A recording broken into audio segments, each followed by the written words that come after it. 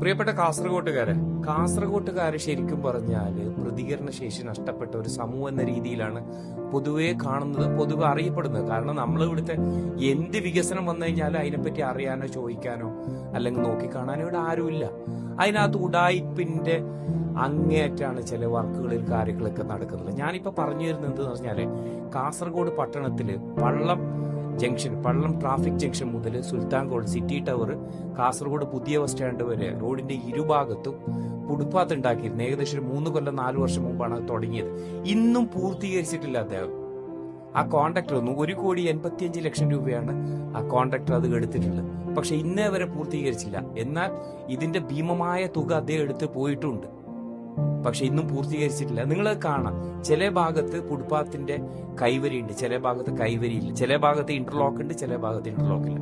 അങ്ങനെ കാട്ടിക്കൂട്ടലാക്കിയിട്ട് പോയതാണ് മൊത്തം. പക്ഷെ ഇവിടുത്തെ ജനങ്ങൾ ആ കാര്യത്തിന് ചോദിക്കുന്നില്ല, ആ കാര്യം പൂർത്തീകരിച്ചോ എന്ന് അറിയുന്നില്ല. അതുകൊണ്ട് എങ്ങനെ നമുക്ക് എന്തായി കഴിഞ്ഞാലും ആവും അറിയുന്ന ഒരു സ്ഥിതിയാണ് കാസർഗോഡുകാർക്കുള്ളത്. അതുകൊണ്ട് അദ്ദേഹം കൂളായിട്ട് ആ പൈസ മൊത്തം എടുക്കാൻ പോവാണ് ഇപ്പൊ. അപ്പൊ അതിന് 100% തടയിടേണ്ട കാര്യം കാസർഗോഡ് ജനങ്ങൾ ആവശ്യമാണ്.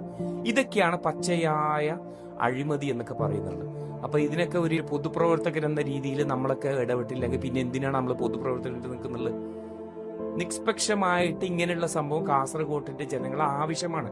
നിങ്ങൾ കേരളത്തിലെ മറ്റു ജില്ലാ ആസ്ഥാനങ്ങൾ പോയി കഴിഞ്ഞാൽ കാണാലോ, നല്ല ഫുട്പാത്തും നല്ല കൈവരിയും നല്ല ഇന്റർലോക്കും കാര്യങ്ങളൊക്കെ ഇട്ടിട്ട് അതിന്റെ മുകളിൽ ചെടിയൊക്കെ വെച്ചിട്ട് വെള്ളമൊക്കെ തളിച്ച് നല്ല ഫ്ലവറും കാര്യങ്ങളൊക്കെ വെച്ചിട്ടാണ് പല സിറ്റികളും ഉള്ളത്.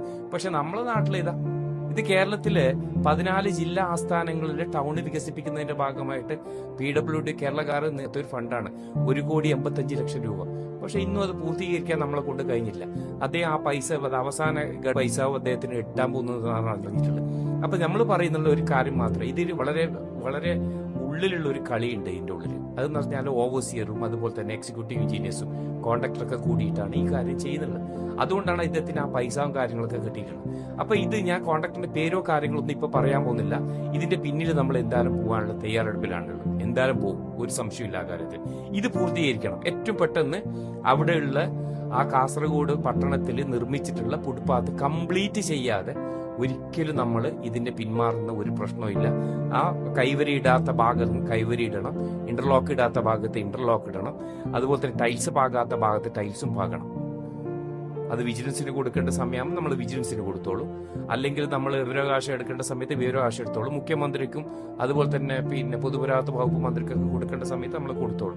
അപ്പോൾ കോൺട്രാക്ടർമാരോട് പറയുന്ന ഈ ഒരു കാര്യം മാത്രം, അതുപോലെ തന്നെ PWD എഞ്ചിനീയേഴ്സിന് പറയുന്നോട് ഒരു കാര്യം മാത്രം, ഇത് ഏറ്റവും പെട്ടെന്ന് കാസർഗോഡ് പട്ടണത്തിലേക്ക് പൂർത്തീകരിക്കുക, നല്ല രീതിയിൽ പൂർത്തീകരിക്കാം.